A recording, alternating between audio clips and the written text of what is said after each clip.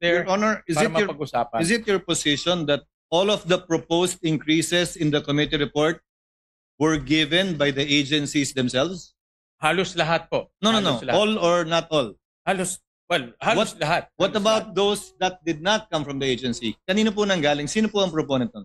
May mga proponent po na galing po sa mga senators. Sino nga po at sino po ang nagpas? Sino yung proponent at sino yung nagpasya?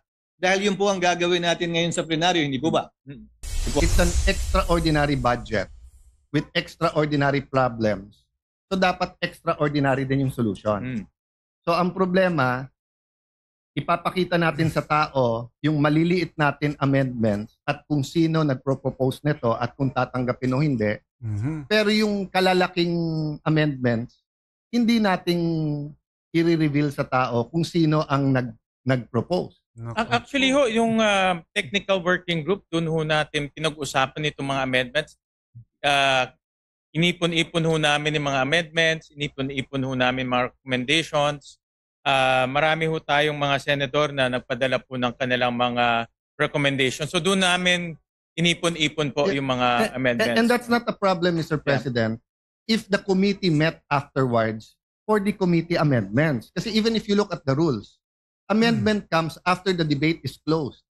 So lumalabas, baliwala yung 11 days natin na debate eh. Thank you, Mr. President. Thank you, Majority Leader. Mr. President, esteemed colleagues, it has been 21 days since we sponsored the proposed national budget for 2026. Over the course of 11 days and almost 90 hours of discussions and debate, we stand here today to open the period of amendments. Every budget cycle is demanding. The long hours and passionate discussions are part of a process that is meant to detect gaps, shore up weaknesses, and correct any inconsistencies in a document that carries real stakes in the lives of our people. Every peso we steward is a promise that government will deliver, that we will do what they will say, we will do what we say and hold ourselves accountable, and that those who serve us will follow through. Mr. President, I move for the adoption of the amendments contained in Committee Report number 18 and that the same be used as reference for individual amendments. For everyone's information, Committee Report number 18 has been uploaded to the Senate Budget Transparency Portal. Further, consistent with the commitment of the Senate for a transparent budget process that aims to restore the people's trust in Congress and the government, all proposed individual amendments shall be read on the floor and submitted for the body's consideration. With the consent of the body, the Senate officers will introduce their individual amendments, after which other members will present their proposed individual amendments specifying the agency, the program, activity, project, or PAP, and the amount. I so move, Mr. President. Mr. President, before that, parliamentary inquiry, Mr. President. Senator Alan Peter Cayetano, the Minority Leader, is recognized. Thank you, Mr. President. Mr. President, may I just ask our dear chairman, ang ating masipag na chairman, some clarification. So yung committee report that you submitted after the committee briefings, yan ang basis natin today. Correct. Correct Okay. po. And we started, I think, tama ba 11 days tayo nag-interpellation? Tama po. Okay. So are you saying walang amendments after the 11-day interpellation? Meron din po. Meron pong mga amendments din po. No, because I'm a member of the committee, I don't remember a meeting where we discussed the amendments to the committee report. Meron din pong mga amendments na ipropose. Yes. Di ba last day po tayo nag-interpellation Friday? Friday. Oh, after that, hindi nag-meeting ang committee eh. Hindi po. So, sino nag-decide sa amendments? Ang today po, ang ipropose ay mga individual amendments. So, yung committee amendments was naka-subsume na po dun sa committee report. No, again, just that we passed. no, so that I've been clarified. the committee submitted a committee report Correct. that you sponsored. Yes. Okay. President. From that time to today, may amendments ba ang committee? Wala. Wala na po kasi committee amendments, ang committee amendments nasa committee report na po. No. So lahat ngayon is Yes. individual amendments. You're talking about the committee report that you filed and you sponsored. Yes. Okay. So what I'm saying is that useless pala yung 11 days natin. Kasi kaya nga tayo nag-interpolate nun and kaya natin sinasabi sa mga vice chairman na to consider kasi nga ipapasok sa committee amendments yon.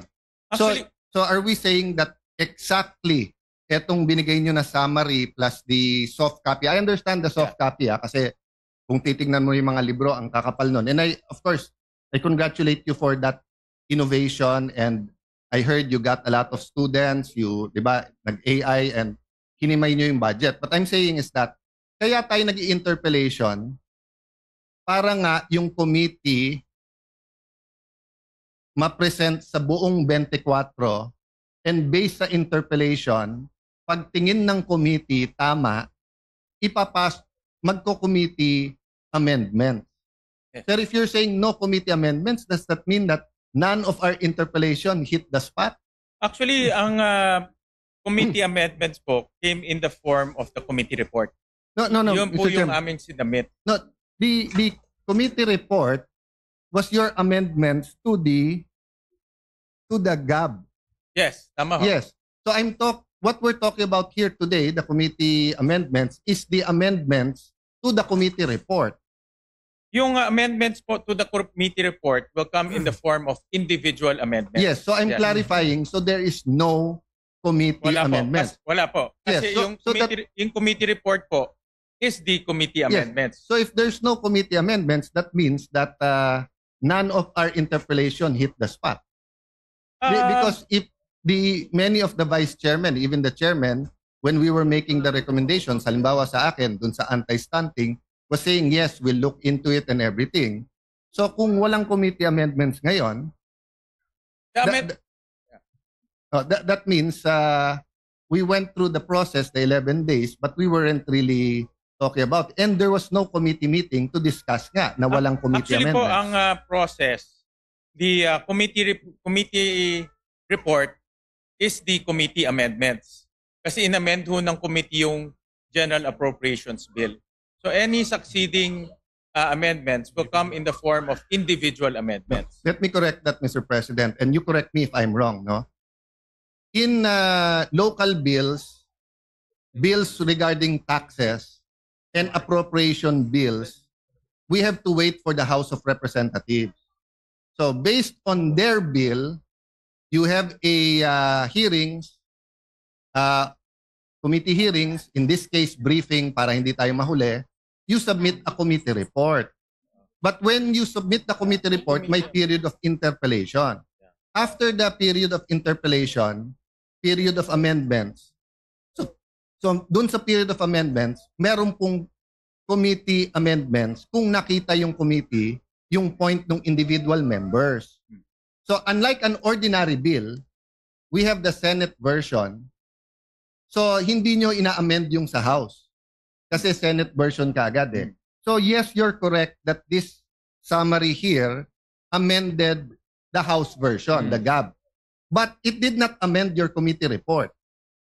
Because, Mr. President, we agreed several individual meetings, you had caucus groups natin, that iibay natin yung proseso and we will make it very transparent. So if what we're saying, Mr. Chairman, I'm saying this with all due respect and I appreciate the work you're doing. If you're saying now that eto na rin yung amendments from the House, I want to point out that parang baliwala naman yung interpellation. Now, having said that, kung eto na yung sa House, in the spirit of transparency, I'd like to know who moved.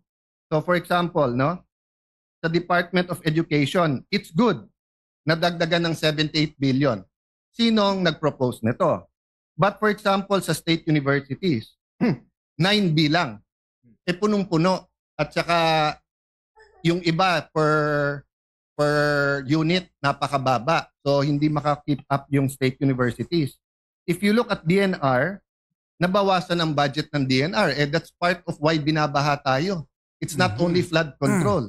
It's also because of violations to not only rules and regulations of DNR, but because of going against nature.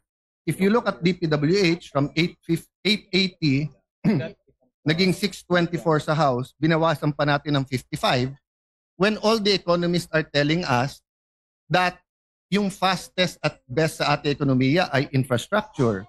If you look at DSWD, I admire you na kahit ito'y departamento ng kapatid mo, 31B ang nawala. But I think isa sa pinakakailangan natin ngayon, yung DSWD.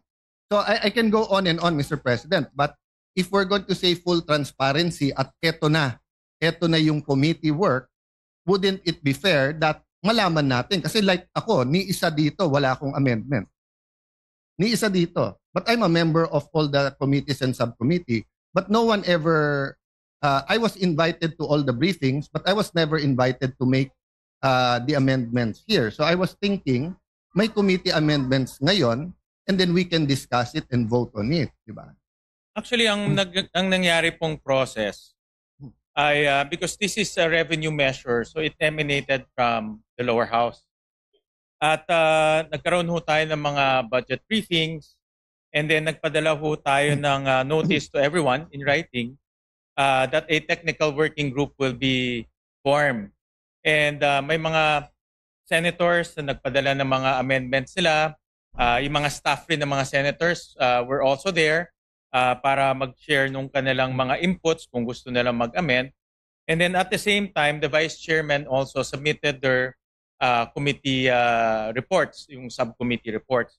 So all of those kinonsolidate ho natin during the technical working group. So that became the committee amendments through a committee report. Since this is a revenue measure, all amendments by the committee will come in the form of the committee report.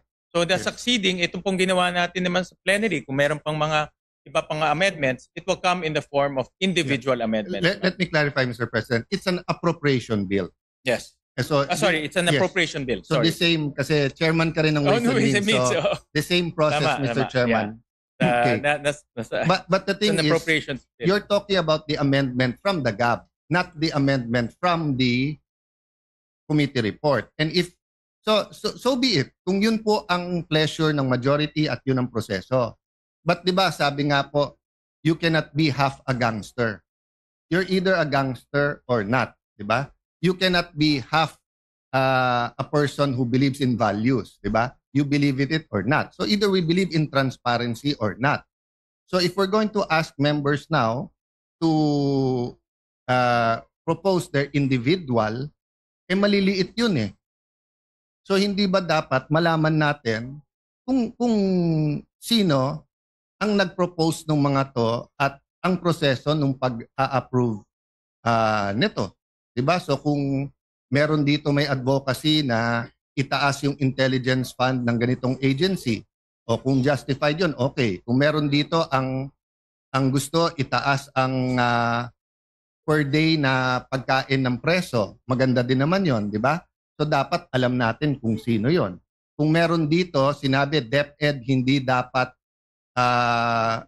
state due ang mas mataas ang increase. Kasi for example, I agree education, pero 78B to DepEd and 9B sa state universities, medyo malayo. So I'd like to know who proposed this. So kung sinasabi natin yung vice chairpersons ang nag-approve, nag-submit sa inyo, but who proposed it? Kasi we will be showing people here that si Alan may amendment ng 500 million, 1 billion, 5 billion, baka tanggapin nyo, baka hindi. Pero totally inamend natin dito, billion. I'll give you another one example that's important to me. Many of us here believes dapat walang unprogrammed funds. Dapat wala. Kasi before 2022, wala naman unprogrammed eh. Diba? So, pero ang committee report nakalagay dito, binawasan lang ng 68 billion ang unprogrammed, 174 billion ang natira sa unprogrammed. So that's what I'm saying. If we had a meeting after Friday or a caucus, we could have voted whether or not tingin natin may unprogrammed funds o hindi. But if it's your pleasure, we do that sa individual, that means you will allow us to do the individual and then to give a pretext. So for example, Mr. Chairman, I can move later on to take out the unprogrammed fund as an individual amendment. Is that correct, Mr. Chairman? Well, ang process po natin dahil ngayon po ay submission ng mga amendments.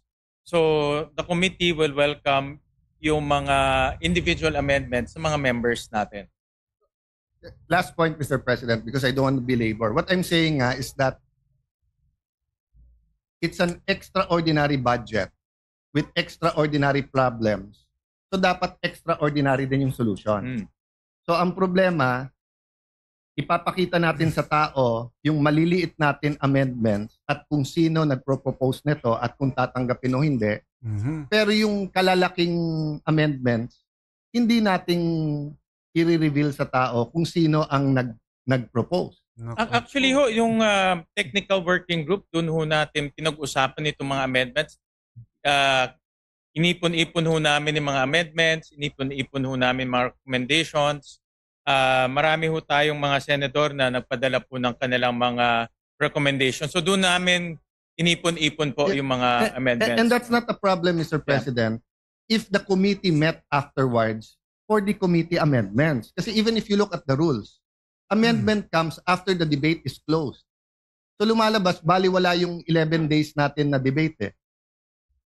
Hindi naman. Kasi yung mga napag-usapan natin, like for example, maraming mga napag-usapan at gusto pang i-amend yung committee report, it will come in the form of individual amendments, Yes, which we will... But when it comes in the form of individual amendments, first of all, tatagal. So for example, if I have 100 amendments, and let's say 5 of them are important to me, I mean, life or death to me, I will ask for nominal voting. Pero kung nag-meet ang committee or may sistema ang committee na kung saan pinasok sa committee report, committee amendments, then we don't have to go through 100. That's why in the previous systems, Mr. Chairman, I'm trying to be brief, but trying to explain it well. So I apologize to our Senate President and Senate President Pro Temp and Senator Win, no? Kasi nga this is new eh. So before, ang sistema natin simple lang. So same system hanggang sa committee report, di ba? And then may interpellation tayo. Then sa interpellation, you talk to the vice chair. Then the vice chair talk to the chair, and then magsasubmit tayo, pwedeng in writing, pwedeng ano. And then before mag-individual, papasok na natin kung ano sabihin yung committee. Pero hindi issue nun masyado yung transparency. Of course, to be fair kay Senator Lacson, ever since consistent siya. Nung meron pang pork barrel, tatanggalin niya yung isang para sa 24. Kapag may amendments na infra and he thinks it's pork barrel, he'll ask a question. So that's given. And some of us have similar advocacies sa mga binabantayan, di ba? Maglalagay ka dito, hindi dapat. Okay. But in general, yung proseso natin allowed our participation at every point in time and then through the leaders. But ngayon, hindi. Kasi ngayon, I'm not saying it's a bad budget, but ngayon, we're basically passing exactly the same committee report before the debates, despite many, many good points sa debate. And then, walang committee amendments. So, papasok na. So, you will have to excuse us if many of us have dozens of individual. Kasi nung araw, because may give and take na doon sa vice chairman at sa chairman, yung mga institutional changes na pag-uusapan yan, whether caucus, meeting, or dito. Ngayon, hindi. Actually ho, dahil nagpadala ho kami ng official letter for a technical working group, the intention was really to lahat ng mga amendments doon na mapag-usapan. Para pagdating ho ng committee report, nandun na yung mga proposals ng ating mga senators. And this was not limited to the vice chairman. Lahat in-invite Yes, ho natin. Mr. Chairman, but that was before the committee report and before the 11-day debate. Diba? So after the 11-day debate, imposible naman na walang magandang punto. Yes, marami. Marami po. Maraming magandang punto pero hindi nagre-reflect sa budget. Dito na ho papasok pag present ng mga senators natin. Yes, usually pag dalawa kasi yung magandang punto eh. Yung parang barkada lang, kasama tayo, di pare maganda yan. Pero sorry, hindi namin tatanggapin. Di ba? Okay. Pero yung magandang punto na we all agree. Di ba? We all agree. So since we all agree, dapat palitan na yon. But let me yield first to former Senate President. He has on the same point now my question. With your permission, Mr. President. Before I recognize Senator Escudero, the distinguished minority there may have a valid issue, no? Except that the proposition that the 11-day period of interpellations will not serve its purpose is wrong, because the basis for our individual amendments precisely are our interpellations. Thank you. Senator Escudero is recognized. Mr. President, before that, that was why I asked a rhetorical question. Kasi kung individual lang, we could have gone straight. But that 11-day period, in my view, was to convince the other members na, may consensus tayo dito. And I was hoping, pag may consensus on certain points, yung committee mag-amend. Why, Mr. President? Correct. Kasi pag yung committee nag-amend, malamang hindi matalo yon. Pero pag individual, baka matalo not because hindi maganda pero saan kukunin yung pera. But I think we agree, Mr. President. I'm just saying I think we're on the same page, except yes, that to say na pointless yung 11-day Yes. period of interpellations. I that's will not not an agree to that. assertion. That's a rhetorical question na kung Yeah, walang thank you. committee, does that mean? Thank you for Anyway, that clarification. Senator Escudero is recognized. Thank you, Mr. President. With the indulgence of Senator Cayetano, our minority floor leader, nakasanayan po kasi natin na kapag may mga punto para mabawasan na yung debate, minsan yung chairman na lang ang nagpo-propose through the period of individual amendments nung mga amendment na pinanukala nung nagdedebate. Pero ngayon, ang proseso na gusto ng ating ginagalangan chairman ng Committee on Finance, lahat padaanin na sa period of individual amendments, doon ipasok at dito niya pagpapasan kung tatanggapin niya o hindi. Tama po ba? At kung may contention, ayaw niya, magbobotohan sa plenaryo. Pero ang tanong ko, nagalang-galang na chairman, in the interest of transparency, is it written in any portal who proposed the changes to the HGAB in the committee report? I'll give you an example. Out of the blue, yung Cagayan State University, pinroposa ng 77 million na dagdag. Pero yung katabi niya sa rehiyon na yun, Batanes State College, wala. May I ask, who proposed the 77 million increase? Is that in any of the portals that we have right now? Again, in the interest of transparency. Actually, yung mga proposals, we took into consideration rin yung mga proposals ng mga agencies. But as we always practice, mga agencies po magpapadala ho dito ng mga recommendations, what to increase, what to augment. So we consulted also with our vice chairman, we consulted also with the members through the technical working group. Kaya ho, nag-issue kami ng notice for the technical working group para doon natin mapag-usapan. In fact, si Senator JV was there, Senator Lauren was there, Your Honor, para mapag-usapan. is it your position that all of the proposed increases in the committee report were given by the agencies themselves? Halos lahat po. No. Halos lahat. All or not all? Halos lahat. What Halos about lahat. those that did not come from the agency? Kanino po nanggaling? Sino po ang proponent nun? May mga proponent po na galing po sa mga senators. Sino nga po at sino po ang nagpas? Sino yung proponent at sino yung nagpasya? Dahil yun po ang gagawin natin ngayon sa plenaryo, hindi po ba? Ipo-propose, it's a floor, pagpapasyahan po ninyo. Kung hindi agree, pwedeng pagbotohan. So pwede po bang malaman, nakalagay po ba sa mas kinasaang transparency portal na ginawa natin, isa sa mga unang resolusyong pinasa natin, kaugnay sa budget, kung sino nag-propose individually nitong mga ito? Halimbawa po, I'll just pick at random, Your Honor. Yung 1 million increase ng Bureau of Treasury, agency? Proposal? Yan po ay galing po sa unprogrammed funds at inilipat po natin sa program. Proposal po ba yan ng agency? proposal ho ng technical working group nung pinag-usapan ho. Sino, ano pong pangalan at address ni TWG? I mean, again, we want transparency, Your Honor, right? So we have to put it on the record. Well, The whole changes involved in the committee report is about, according to you, 326 billion. So isn't it just proper and right that we know who the proponents are of these proposals? marami ho kasing mga proposals pinapadala ho sa amin in writing.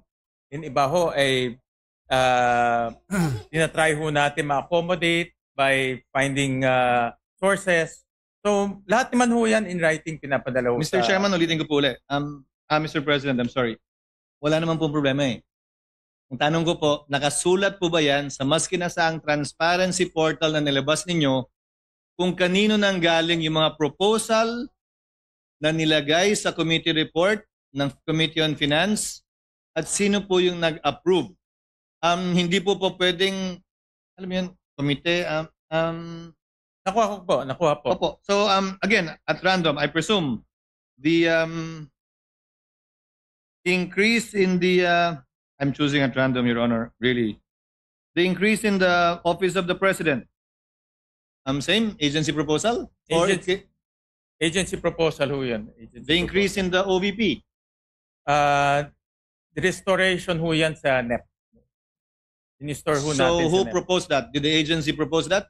Actually, may proposal ho si Senator Go doon sa restoration of the NEP. In fact, he proposed to even add more. No, that's the point I'm driving at, Your Honor. Again, given So all the of point, this naman ho, mayroong mga records na pinapadala ho. I agree, Mr. President. Compile naman namin. I agree, Mr. President. But And again, then, during the technical working group, we go line by line also. Lahat po ng mga items, line by line. And pinag-uusapan ho doon kung sino nag-propose, kung ano pa, kung hindi ho kaya ma-accommodate, ano ho pwedeng i-accommodate, pinag-uusapan naman ho doon. again, agreed, Mr. President. We have no debate there. The point is, although it's collated, although it's compiled, is it found anywhere?